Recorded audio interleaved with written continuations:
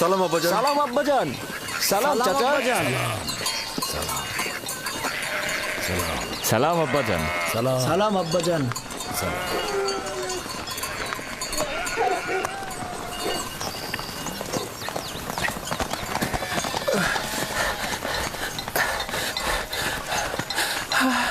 খোদা নবীর উপর দরুদ বর্ষিত হোক।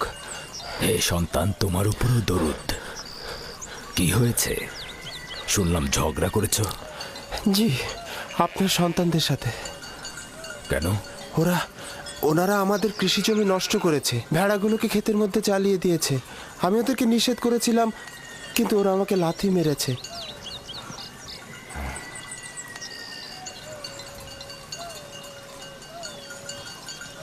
ইয়াহুদা, লাবি, শামুন, এদিকে এসো,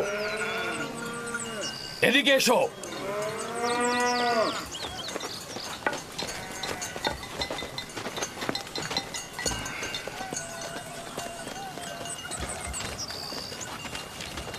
তোমরা কেন এই যুবকের কৃষি জমি নষ্ট করেছো? ভেড়াগুলোকে তো আর বাধা দেওয়া যায় না আব্বাজান। আর এমন কি হয়েছে? তোমরা ওকে লাথি মেরেছো কেন?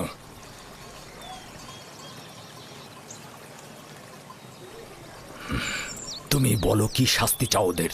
হে খোদার নবী, আমি সব কিছু ভুলে গিয়েছি।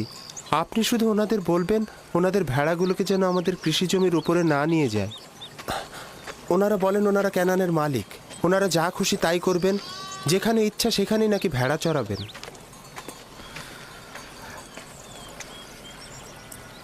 কে তোমাদের হক দিয়েছে যে তোমরা মানুষের কৃষি জমিতে ভেড়া চড়াবে?